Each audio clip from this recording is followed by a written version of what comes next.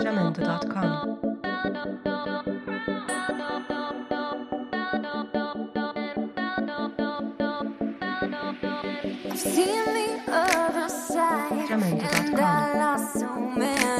Buenas tardes, mi nombre es Abenilde Romo Vázquez. Trabajo en el programa de matemática educativa desde enero del 2010, básicamente en dos líneas de investigación: formación de futuros ingenieros a través del diseño de actividades de modelización matemática y en la profesionalización docente. Muy bien, gracias Abenilde. Alejandro. Bien, soy Alejandro Rosas. Yo ingresé al programa de matemática educativa el 16 de septiembre del 2004. Ya esos son 15 años, cuando menos, aquí trabajando. Mis líneas de investigación son el uso de la tecnología en el aula de clases de matemáticas, también todo lo relacionado con la afectividad y emotividad en los alumnos y los profesores cuando enfrentan la matemática en el salón de clase o al estudiar. Gracias, Alejandro. Hola, buenas tardes. Yo soy Juan Gabriel Molina Zabaleta y tengo también 15 años aquí en el programa de matemática educativa. En cuanto a mis líneas de investigación, me gusta trabajar con los estudiantes el diseño de secuencias didácticas para el estudio de algún concepto matemático, ya sea usando alguna tecnología o en un formato tradicional, ¿no? Con lápiz y papel. También me gustan las investigaciones que exploran concepciones de estudiantes sobre algún concepto matemático o sobre concepciones de profesores en relación a ciertos asuntos matemáticos. Ya. Muy bien, Gabriel. Pues, colegas, yo les agradezco muchísimo que hayan acudido a la convocatoria de platicar. Todo programa educativo y de posgrado está sujeto a evaluaciones. El posgrado tiene sus evaluaciones formales a través de en la institución y elementos externos a la institución como es CONACYT, pero también el grupo académico se reúne, reflexiona, hace cosas, y hoy vamos a hacer una reflexión pública frente a los estudiantes a 19 años de fundación de este programa. Entonces, lo que nos planteamos, pensando y de cara a los estudiantes, es reflexionar sobre unos puntos que pueden resultar importantes o no, y de eso es lo que vamos a platicar.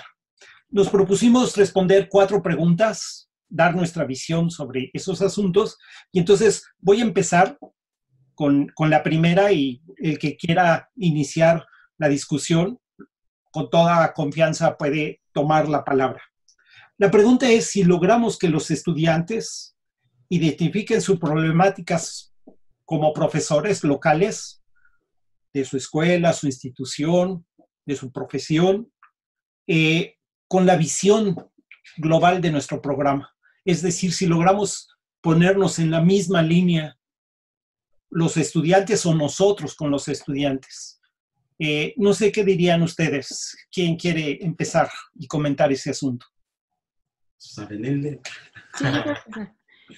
creo que el programa sí ofrece elementos para poder hacer que los profesores de matemáticas expresen sus conocimientos, sus necesidades, pero también les hacemos conscientes de ciertas condiciones de su práctica que solo a la luz de la investigación puede ser posible. Por ejemplo, los profesores de matemáticas están inmersos en una pedagogía dominante determinada por el sistema. Y esa pedagogía dominante les es tan invasiva, digamos, en la práctica, que es muy difícil reconocerla. Entonces tiene que haber, a partir de un curso como que tenga una organización didáctica muy precisa, basada en elementos de la investigación, esto es posible. Por ejemplo, yo creo que en el curso que hemos hecho sobre el uso de recorridos de estudio e investigación, que también lo he trabajado con Gabriel, por ejemplo, en ese curso les pedimos a los profesores que hagan un diseño, que hagan una guía didáctica y no les damos más elementos para hacerla. Ujú. Y todos los profesores, casi las diferentes ediciones del curso, la primera guía que producen se parece muchísimo a los formatos que se usan en sus instituciones. Nosotros no damos lineamientos y les damos completa libertad. Y se trata de una actividad completamente innovadora que no cabe en ese formato. Y es, por ejemplo, uno de los elementos que les hace darse cuenta que usan ciertas cosas porque la pedagogía lo establece y no porque ellos decidan que es así.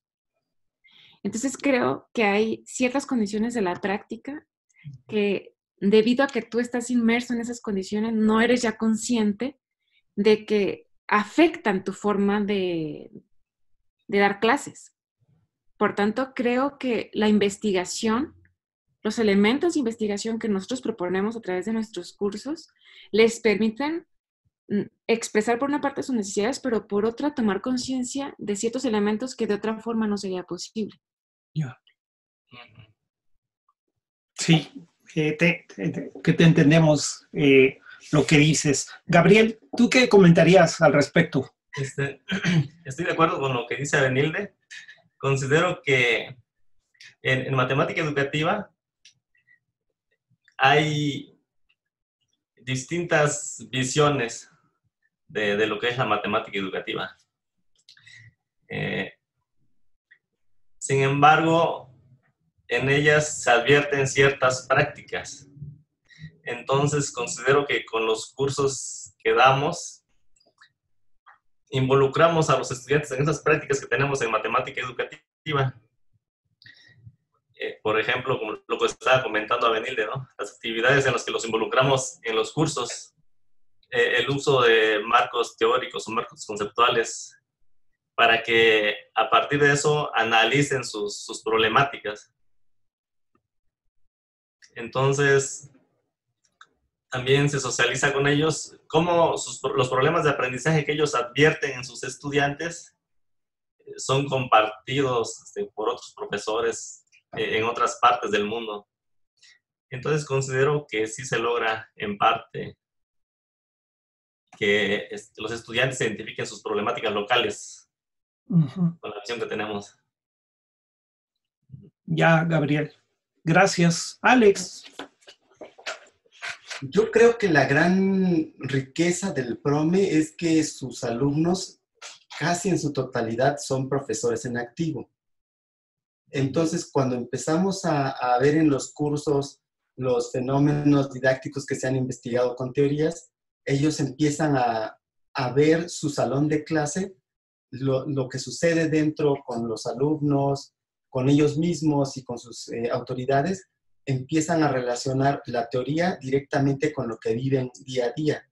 Entonces, creo que esa es la parte en la que el alumno rápidamente conecta con la parte teórica que vemos nosotros, porque si no lo ven en el día, en una clase que están dando, cuando menos en algún momento han experimentado la situación que la teoría dice que se puede presentar, como el efecto Topaz y cualquiera de los otros efectos que se puedan mencionar. O el hecho de diseñar actividades o hacer secuencias de actividades, eso los profesores lo hacen todos los días. Y sin embargo, cuando empezamos a ver esas metodologías, esas teorías en los cursos, ellos rápidamente conectan. Entonces, a mí me parece que, aunque no es un requisito que nuestros alumnos sean profesores, creo que el hecho de que lo sean, la mayoría de ellos, es una gran ventaja. Y eso nos permite rápidamente ubicarnos o darles a ellos la oportunidad de ver su panorama, bueno, cuál es su rol como profesor, cuál es su rol como persona misma al interactuar con los alumnos y con sus autoridades. Creo que sí logramos hacer esa relación. Ya. Como programa de posgrado, somos no convencional. O sea, ya no más por el hecho de ser el formato que tiene. No es convencional. Y todos han planteado que son profesores y la referencia a la escuela es sistemática, pero la disciplina está hecha para eso. ¿realmente ustedes sienten que los estudiantes logran captar o logran discernir una propuesta? O sea, ¿sí la alcanzan a ver como grupo académico o como programa? ¿Ustedes perciben eso? ¿O es demasiado escolar el asunto? ¿Qué piensan? ¿Qué dirías de eso, Gabriel? Híjole. No estoy seguro. Porque para eso tendría que tener claro yo cuál es la propuesta que tenemos aquí en el programa de matemática educativa. Y creo que no la tengo clara, así definida. Entonces no sé si los estudiantes la tengan. En tus interacciones con No ellos. entiendo muy bien la pregunta. Podemos darle la vuelta y si quieres regresamos a ver si la alcanzas a ver de alguna manera. ¿Tú qué dirías, Evenilde? Sí, a mí me parece que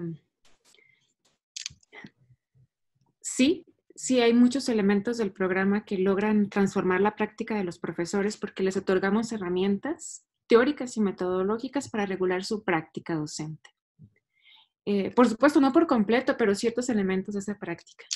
Creo también que hay diferentes artículos que hemos escrito nosotros mismos donde damos cuenta de eso y donde está la voz de nuestros estudiantes sobre los proyectos que han realizado y sobre esa toma de conciencia de poder regular la práctica docente, de reconocer los fenómenos, de convertirlos en objeto de estudio y de poder también crear incluso ciertas comunidades de trabajo, ¿no? Yo pienso en diferentes estudiantes y pensaría en Lenin Echavarría, que ha hecho en el mismo Politécnico, ¿no? Él ha trabajado con ya diferentes compañeros para diseñar nuevos cursos, nuevas actividades.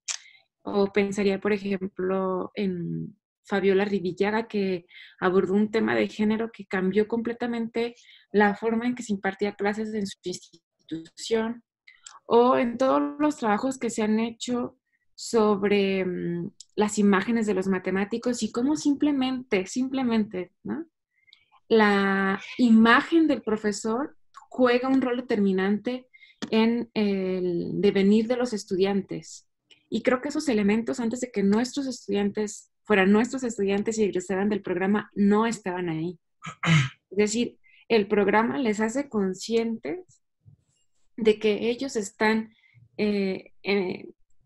inmersos en una práctica en la que viven diferentes fenómenos y que reconocer esos fenómenos les permite comprender, por una parte, el aprendizaje, por otra parte, cuál es el rol del currículum, cuál es el rol de la enseñanza, aunque no son elementos que van a tener respuestas directas, ¿no? No son ni tampoco respuestas terminadas. Pero estoy, desde mi punto de vista, muy consciente de que ellos aprenden a cuestionar la práctica docente, por una parte, y por otra, a reconocer sus conocimientos como profesores de matemática, y que esos conocimientos pueden también cuestionar la teoría. Pienso que el programa es uno de los rasgos característicos del programa, reconocer los saberes del profesor.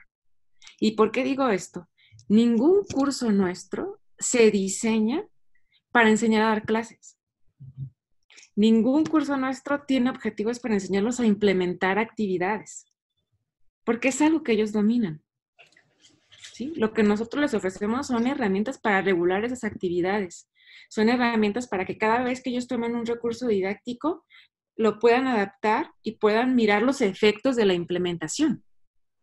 Pero en ninguno de los cursos les damos elementos para que puedan implementar o para que puedan conducir una sesión de clase o para que... No, porque reconocemos sus saberes como profesores. Yeah. Entonces, esos saberes los consideramos existentes y a partir de eso diseñamos los cursos para que ellos puedan regular su práctica docente y haya una conexión estrecha entre los productos de la investigación, digamos, los resultados, hacia la práctica docente, aunque como decía Gabriel, hay diferentes visiones, diferentes teorías, diferentes herramientas, y por eso creo que el panorama de cursos que se ofrecen permite que esas visiones pues se pongan a disposición de ellos y que de acuerdo a sus intereses y sus propias condiciones, pues puedan implementar estos elementos. Pienso también que otra forma en la que nosotros respetamos o reconocemos los saberes del profesor es cuando hacen sus tesis. Porque la gran mayoría de las tesis se hacen sobre temas que ellos deciden trabajar. Hemos abordado en el programa problemáticas o fenómenos que no se habían abordado antes porque no había habido un profesor que tuviera ese interés. Otros proyectos sí son parte más de como de una línea de investigación, ¿no? Porque eso llega a interesar a los mismos profesores, pero muchísimos proyectos, ¿sí? Yo diría la gran mayoría se desarrollan con base en el interés del profesor. Y pienso en los últimos, por ejemplo, la teoría de la variación, que empezó a llegar al programa, ¿no? Que esta forma de enseñanza china que nosotros no la trabajamos. No está en nuestros intereses, pero hay un profesor que quiere trabajarla, se hace, ¿no?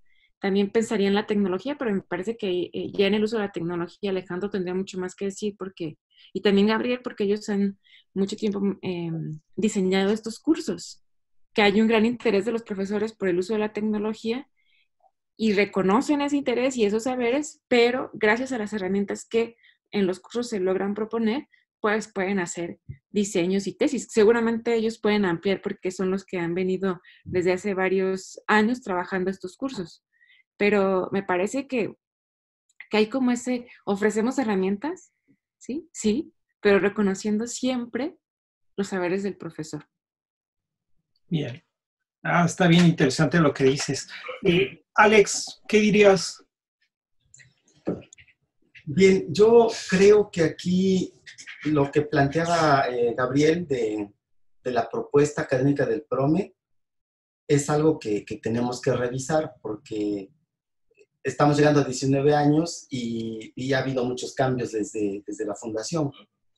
Y el PROME, mi visión es que nació como una propuesta para los profesores en servicio que ya tienen familia, que trabajan, que tienen más actividades que la de un alumno o un estudiante que sale de su casa y se va a otra ciudad a estudiar un posgrado y deja todo.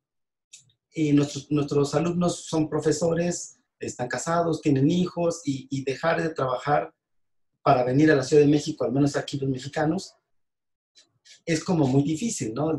Dejar a la familia ya en esa situación y además ser el sustento de la casa con el trabajo, que eso les quita muchas oportunidades a los profesores. Entonces, que el PROME sea un programa en línea llevó esta oportunidad a muchos lugares de que las personas, bueno, los profesores, las profesoras, pudieran seguir estudiando maestría, doctorado, profundizando sus conocimientos en estas cosas, sin tener que dejar de trabajar y sin dejar su familia, manteniendo todo. Entonces, me parece que la propuesta, parte de la propuesta inicial del PROME fue ayudar a los profesores a profesionalizar su labor, porque, bueno, salvo los profesores que van a alguna escuela normal aquí en México o los de profesorado allá en Sudamérica, no vamos a tomar cursos para ser profesores. La mayoría estudiamos alguna ingeniería, alguna licenciatura y pasamos a dar clases. Entonces, la parte profesional de un profesor no se trabaja tanto. Así es que el programa, al tener esta visión profesionalizante de la profesión de profesor de matemáticas, bueno, pues es una parte de la propuesta académica del PROME y creo que es la que logran identificar los alumnos. Cuando todo lo que les enseñamos lo logran ellos asimilar y logran aplicarlo para diseñar sus actividades, diseñar sus cursos. Entonces, creo que esa parte sí la logramos. O sea, entran alumnos que son profesores, pero en ese momento son alumnos con nosotros, y sí logramos que identifiquen que nosotros queremos ayudarlos en ese sentido, en profesionalizar su trabajo. pero no en el sentido, y lo mencionaba Beninde, no les enseñamos a dar clases porque ellos son los que saben dar clases, sino les enseñamos algunas teorías, algunas metodologías que los auxilien en. Pero sí creo con Gabriel que tal vez la propuesta académica del PROME, así como ha cambiado todo, toda la tecnología, también tendríamos que empezar a revisarla porque hay más cosas que hacer, ¿no? Cuando empezamos no había estas videoconferencias, no era tan simple hacerlo. La comunicación con los alumnos era vía correo electrónico, recibíamos sus trabajos vía correo electrónico y alguna plataforma como BSCW, ¿no? que fue con la que se empezó a compartir archivos y a ver las tareas y todo esto. Ya después empezó a haber plataformas y todo, ahora la que usamos Moodle, pero este avance tecnológico y todo lo que hemos logrado, que hemos estado experimentando, creo que también se tiene que ver reflejado en la propuesta académica del PROME. Tal vez haya que empezar a revisar y no solo decir que podemos llegar a todos los lugares, sino habrá que empezar a preguntarnos ¿para qué queremos llegar a todos los lugares del continente americano? ¿Solo para dar más teoría y dar más metodologías? ¿O podemos hacer algo más? Creo que eso es parte de lo que decía Gabriel, que no ve la propuesta ahorita, entonces no sé. Ya, qué interesante. Ahorita escuchándolos, como que si uno alcanza a ver cómo se perfila la idea de un proyecto hacia el profesor. Una cosa importantísima de la que ustedes dijeron es, reconoce al profesor, reconoce su competencia, reconoce su realidad, pero este programa sí tiene algo que darle. O sea, como que hay una conciencia de que algo podemos aportar siendo retóricos, nosotros aprendemos un montón de ellos, muchísimo. Pero nosotros sí tenemos, como en ese intercambio dialógico con ellos, algo muy valioso que tengo la idea que sí lo perciben los estudiantes, de que algo les está dando, que llámese profesionalización, llámese herramientas para la clase, llámese una apertura del mundo, no sé, muchas cosas. Esto, con lo que terminas, Alejandro, nos lleva al escenario que es consustancial al programa, que son las interacciones. Este es un programa que vive de todo programa funciona con interacciones, pero este tiene una singularidad en las interacciones. ¿Cómo las ven las que realizamos en el PROME con los estudiantes? ¿Cómo interactuamos con ellos? ¿Qué cosas son muy valiosas de esas y qué cosas creen que hace falta para acrecentar este mundo de acercamiento, de diálogo con los estudiantes? Empezaría de nuevo contigo, Alejandro. ¿Qué dirías de eso? Bien, pues haciendo un poco de historia, porque es necesario, porque esta interacción precisamente ha evolucionado en todos estos años. Y recuerdo que, de hecho, antes de ingresar al PROME, ya estaba aquí en Cicata y entonces ya platicaba yo contigo y ya tenía una idea de cómo funcionaba el PROME. Y como lo mencioné antes, la interacción era vía correo electrónico. De pronto surgen los chats de Yahoo, de todos estos chats en línea que les llamaban. Entonces, la interacción empezó a ser más ágil. Podía uno platicar escribiendo y viendo rápidamente las respuestas, ya no esperar al correo electrónico, sino ahora se podía dialogar vía.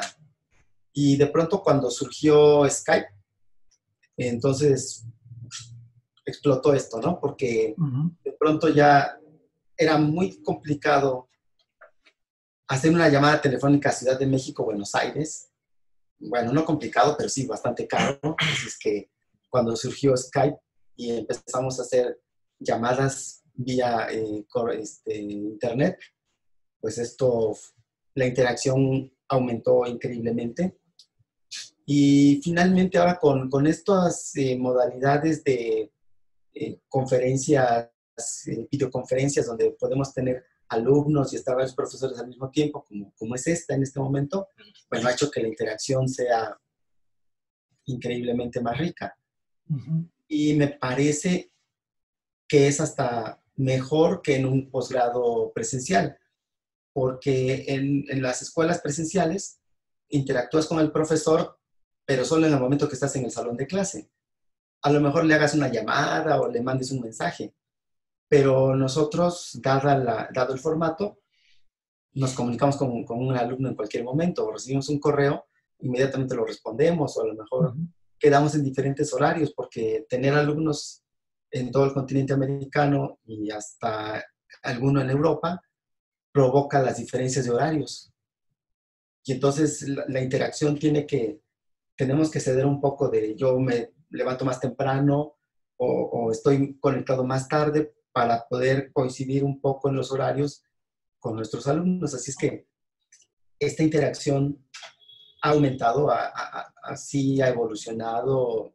En este caso, me parece a mí que para un gran beneficio, tanto nuestro como de los alumnos. Bueno, eso es lo que considero yo. Bien interesante ese mundo de la interacción y cómo ha evolucionado, sí. Y Gabriel, ¿cómo te la has vivido con esas interacciones? Bueno, estoy de acuerdo con Alejandro. Creo que a medida que ha avanzado la tecnología, la comunicación con nuestros estudiantes ha sido más fluida. Sin embargo, pienso que estamos llegando como a un punto de inflexión, dijera Polo. Sí creo que es necesario pensar nuevos formatos, ¿no? Para continuar, para que siga evolucionando el programa. Porque generalmente, actualmente estamos usando foros, chats, emails, Skype, los documentos que se hacen en forma colaborativa, las wikis, los blogs. Sin embargo, pienso que sí se requieren otras cosas, para lo cual pues también se requiere presupuesto, ¿no? Y es una de las problemáticas que hemos enfrentado, como por ejemplo para crear materiales audiovisuales.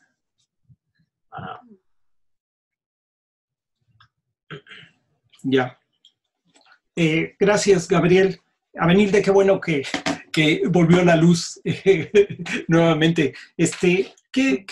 ¿Cómo ves este mundo de interacciones y cómo podríamos ampliarlas o ahí vamos? O no sé, ¿tú qué piensas? Bueno, creo que sí estamos aprovechando los recursos que tenemos a disposición y hacemos, ¿no?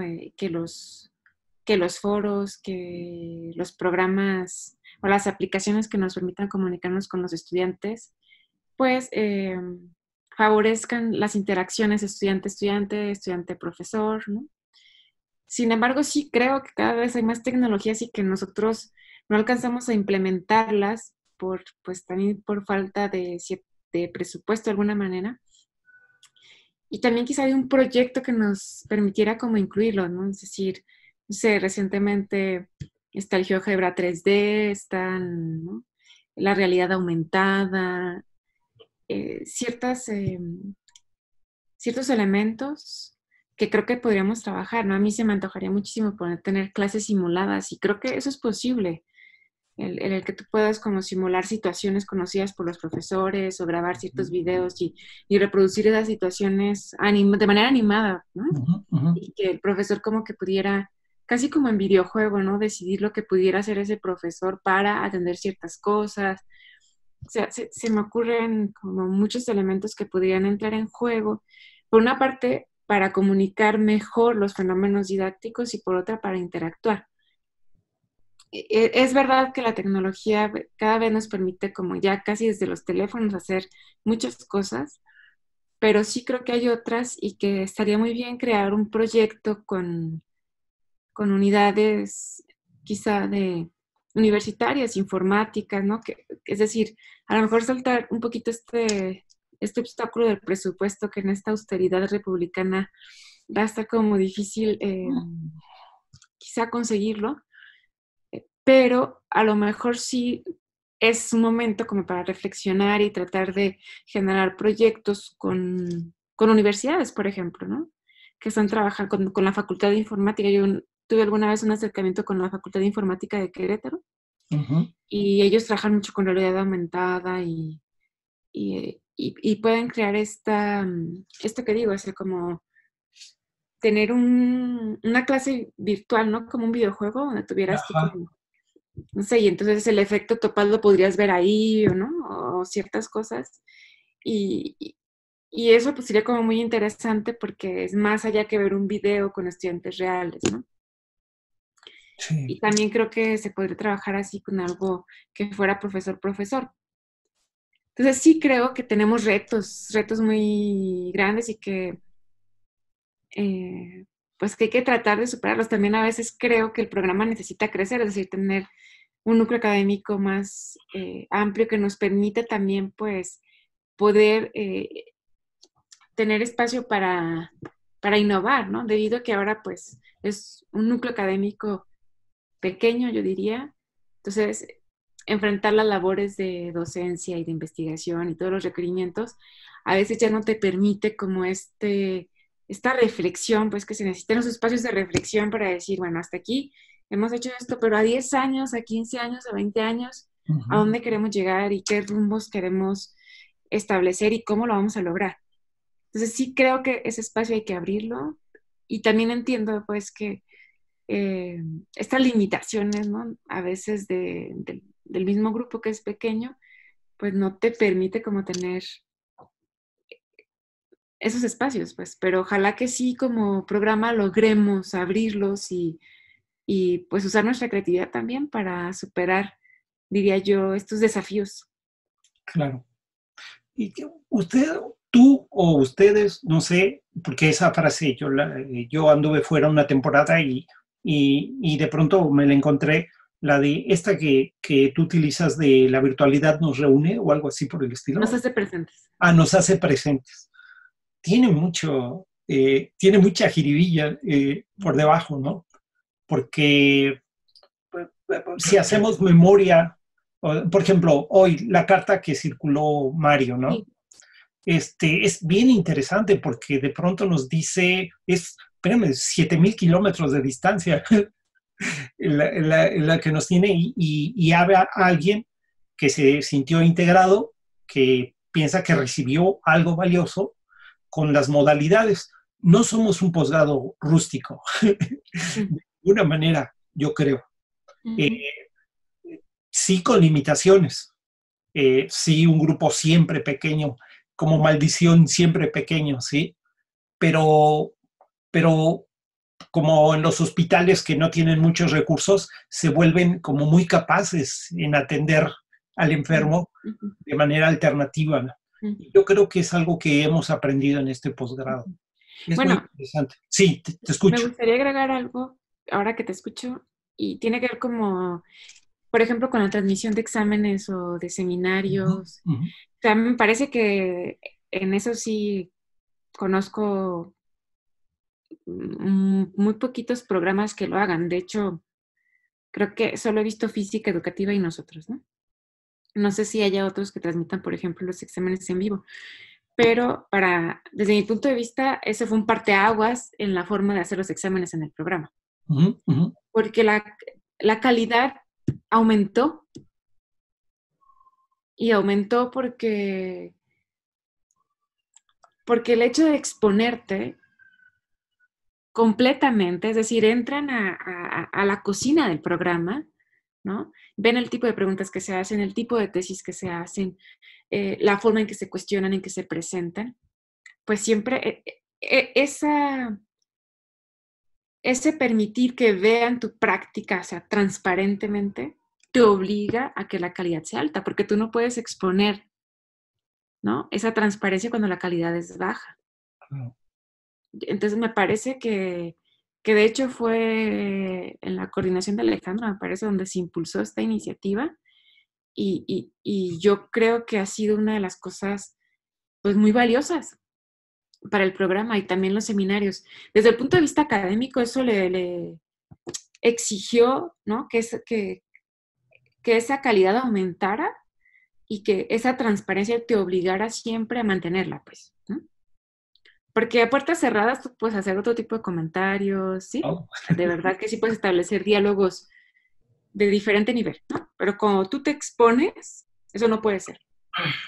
Y por otra parte, también creo que tiene un aporte muy importante para los estudiantes como dispositivo de formación porque los estudiantes ven cómo son los exámenes, se pueden preparar para su propio examen y luego social. Es decir, estamos abiertos a muchas comunidades que nos siguen, que nos ven, que nos conocen, que saben el tipo de trabajos que hacemos gracias a los exámenes, ¿sí? Y una componente no menos importante es la afectiva, es decir, las familias pueden seguir Ujú. a los profesores, porque hay profesores que van a presentar su examen solos, ¿verdad? Debido a las distancias, etcétera, y sus familias pueden seguir esos exámenes. Y recuerdo hace poquito el examen de Cristina Roshani. Bueno, yo claro, estaba en el jurado y no veía eso, pero cuando yo lo terminé fui a ver los comentarios, ¿no? Del examen, y entonces sus hijos le habían puesto 1000 porras, ¿no? Y eso es súper bonito. Porque, como decía Alejandro, son personas que trabajan, que tienen una familia y entonces su trabajo y su familia tiene que ser un soporte para que ellos, sus proyectos puedan desarrollarse de la mejor manera. Entonces yo creo que en ese sentido sí creo que el programa ha tenido visión, ¿no? Para que eso sea público y además diría yo que también ha habido ahí valentía, pues porque creo que exponerse no es fácil. No. ¿No? Pero a mí me parece que eso ha sido un gran acierto y digo, todo lo que ha sido público, las conferencias, los seminarios, no recuerdo la conferencia de Santos Trigo, tuvo casi 13,000 interacciones. 13,000 interacciones. Bueno, la última vez que vi, no sé si ha aumentado, pero, y además son, ¿cómo decir? Eventos académicos que quedan, ¿no? En nuestro canal. Entonces tenemos el canal, tenemos las redes sociales y yo creo que esos elementos sí son muy valiosos y creo que ahí el programa ha tenido visión. Claro. Tiene desafíos, pero también creo que ha tenido aciertos importantes. No, yo creo que sí. Y además rompe paradigmas, ¿eh? La academia es más cerrada de lo que nos imaginamos. O sea, no le gusta exhibirse tanto. Y este medio es brutal en cuanto a exhibición, ¿sí? Sí, sí, es Entonces, completamente transparente. y bueno, es tomar ese reto y además el recurso y ponerlo a tu servicio, ¿no? Completamente. Todo lo que pase después sabrá, no es nuestra responsabilidad, pero estoy de acuerdo que la responsabilidad es la de la calidad, ¿no? Sí. Salir con cosas coherentes. Calidad es mucho hablar, pero sí coherentes y bien fundamentadas. Ya lo demás, quién sabe qué pasa. El desacuerdo pero yo he oído comentarios de estudiantes que dicen, no, pero es que como dijo, ¿dónde lo dijo? Ah, en el examen. Ah, muy bien. Entonces, sí se vuelven referentes. Ah, qué interesante eso.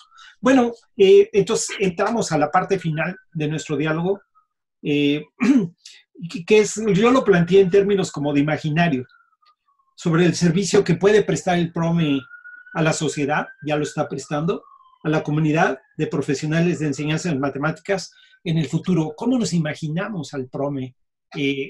¿Cómo podemos imaginar nuestros servicios? ¿Sí? ¿Quién quiere comentar? Porque es una especie como de cierre también de lo que hemos platicado. Entonces, ¿qué dirían ustedes? ¿Quién quiere empezar? Ah, bien. Bueno, considero que pues nos vamos a seguir acompañando nosotros al profesor y los profesores a nosotros, ¿no? Creo que vamos a seguir compartiéndoles los conocimientos que se van generando en el campo de la matemática educativa sobre las problemáticas con respecto al aprendizaje y enseñanza de la matemática. Y también va a depender de cómo cambien las políticas educativas, ¿no? Porque eso les va a crear necesidades a los profesores y también nosotros vamos a buscar la manera en cómo los vamos a apoyar con respecto a eso. con respecto a cómo veo el PROME, bueno, yo creo que el PROME está trabajando como muchas cosas en este momento. Lo mencionaba Javier, lo mencionabas, que somos pocos, pero eso hace que como que nos esforcemos más. A lo mejor eso sea muy cansado, pero tenemos el seminario en línea, tenemos este congreso en línea. Ujú. Y entonces la interacción o el aporte que le podemos dar a la sociedad, a la comunidad de profesionales, ya no está solo en los cursos que impartimos en la maestría o en el doctorado. Así es que en este momento ya no solo estamos impactando o dando un servicio a nuestros alumnos, sino también a personas que no son alumnos nuestros, y con el Congreso hasta personas que no se dedican a la enseñanza. Por ejemplo, como cualquier Congreso, una persona que no se dedique a la docencia puede ingresar con nosotros y puede asistir a las conferencias y ver y comentar como cualquier estudiante de la maestría. Entonces, creo que el servicio que prestamos en este momento ya ha salido de nuestras aulas virtuales, ¿no? Ya no es solo con nuestros alumnos, sino estamos empezando a impactar más.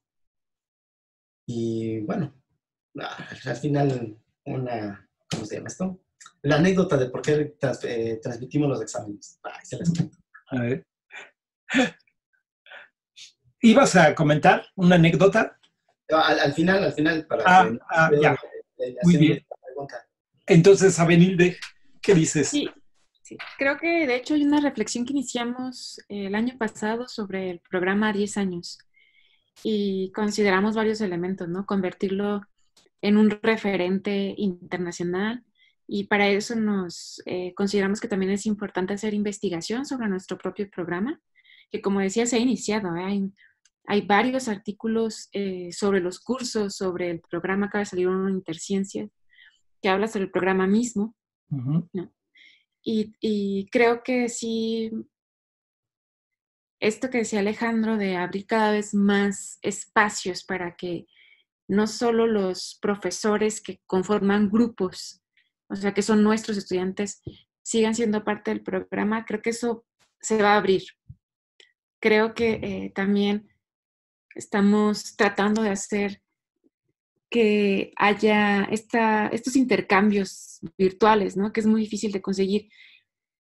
A mí me parece que el programa, el reto más grande que enfrenta es que la virtualidad o la educación a distancia sigue sin ser entendida, pues muy estigmatizada. Y entonces hay que luchar contra corriente, pues, para mostrar que es posible hacer infinidad de cosas y que es posible hacerlo con calidad. Entonces, creo que, por ejemplo, proyectos colaborativos, comunidades virtuales, eh, quizá en diseño de talleres como los que ya ha venido planificando Alejandro, que tiene que ver más, que sean más abiertos, ¿no? Para recibir a profesores, no sé, que quieran recibir un taller de 2 meses, de 3 meses, o sea, que no sea un programa de 2 años, ¿no? Y creo que eso es muy importante porque incluso hay lugares o países como Perú donde la educación en línea pues no se considera de calidad, por tanto alguien que hace la maestría y tiene un título no le es reconocido en el país. Entonces hacer un taller, por ejemplo, pues sería muy diferente porque realmente le aportaría elementos para su práctica, ¿no? Entonces yo creo que sí hay que hacer, sí veo como que haber proyectos más de aula abierta, una aula abierta virtual, ¿no? No creo que hagamos MOOCs o algo parecido, sino otras instancias de formación y de comunidades virtuales, de compartir experiencias, de ir conformando con nuestros egresados otros proyectos, ¿no? Que puedan vivir en estos espacios virtuales. Yo creo que eso va a ser uno de los rasgos del programa. Creo que tenemos que seguir trabajando por analizar los efectos del programa. Creo que ahí tenemos que desarrollar más proyectos para mostrar, como decía Gabriel, para tener elementos más certeros de lo que realmente logramos, de los efectos, de lo que provocamos. Y yo estoy convencida que nosotros trabajamos por todos los días porque los estudiantes se les satisfaga el derecho de tener un profesor de matemáticas de calidad. Por tanto, no podemos seguir solo con la maestría o con el doctorado que acoge a muy poquitos profesores de matemáticas, ¿no? Entonces es necesario, pues, seguir en esa tendencia de abrir aulas, pues, de abrir estos espacios que sean formativos, pero que tengan justamente otro formato para poder también como atender las necesidades de ello como urgentes, pues, ¿no? Y más inmediatas. Entonces creo que el programa va a tener que seguir trabajando en eso para ver si así, y por supuesto mejorar también la tecnología, ¿no?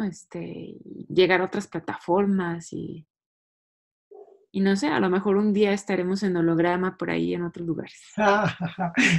Sí, parece broma, pero no podemos decir que no, porque uno no sabe.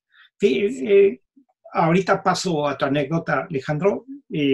Como este casi es el cierre, yo les platicaba que donde me invitan, trato de impulsar que hagan posgrados en línea, porque creo en lo que estamos viviendo y conozco mi historia, ¿no? Cuando menos conozco la historia de uno que ha sido interesantísimo y que no se anima la gente. Es decir, como que no está en su imaginario, como que no es la escuela que imaginan, ¿sí? Como que no es el espacio de reflexión, de investigación que están pensando. Y yo me cuesta trabajo entenderlo porque es nuestro espacio natural, ¿sí? O sea, ahorita casi todo lo que imagino no lo imagino presencial, lo imagino por estos medios, ¿sí? Y trato que se me ocurran cosas, pero mi incapacidad hace que no las pueda hacer, pero seguramente que llegarán gentes más capaces que lo logren hacer con más fuerza. Alex, ¿qué nos ibas a platicar? Del cómo empezaron las transmisiones, pero antes, nada más, este congreso que es parte de ese servicio al que nos estamos extendiendo en el PROME, empezó hace 5 años y empezó con 40 personas nada más, que son muchas para algunas comunidades, 40 personas en un congreso o en una reunión académica, pero ahorita nos falta, en el momento que estamos haciendo esto, nos faltan varios días para iniciar el congreso. Ya llevamos 279 inscritos. Esto es la cantidad más grande que hemos tenido.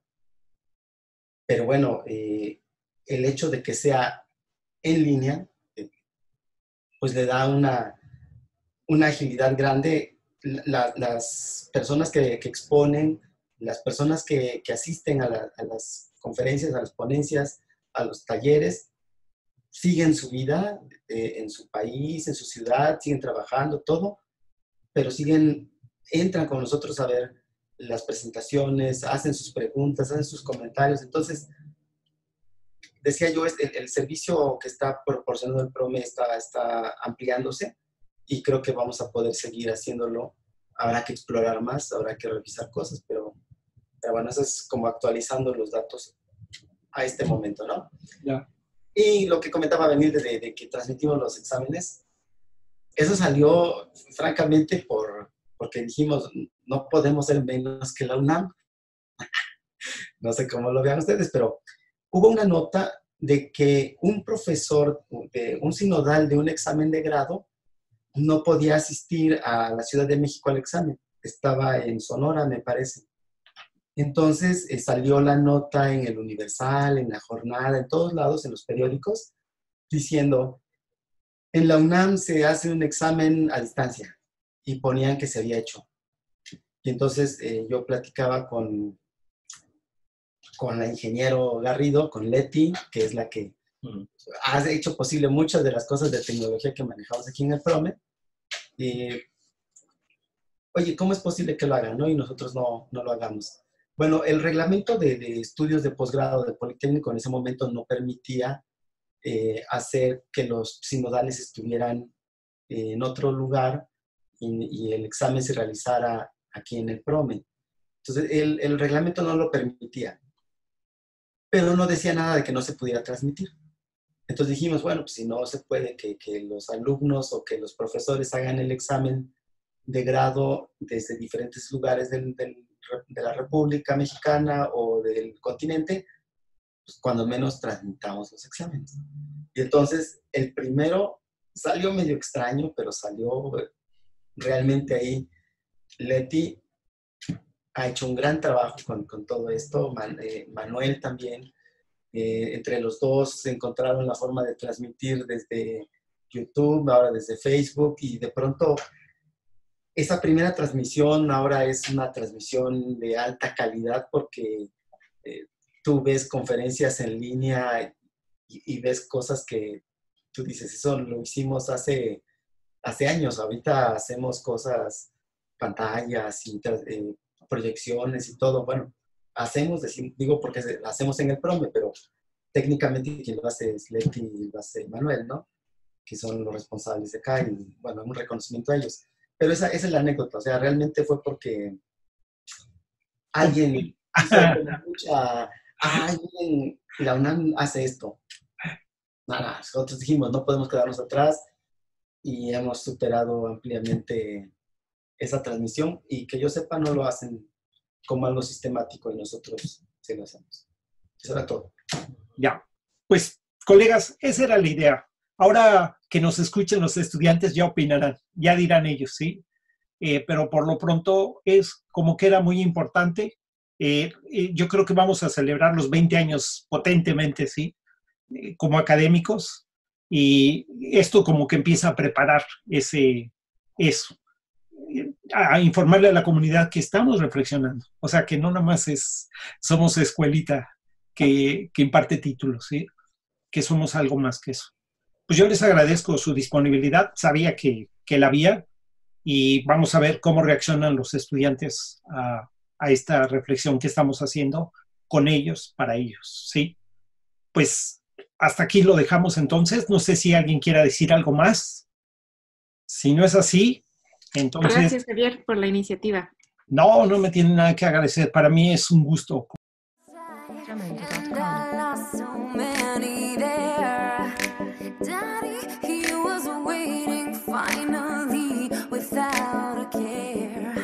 He told me to have faith that could return. He told me I'd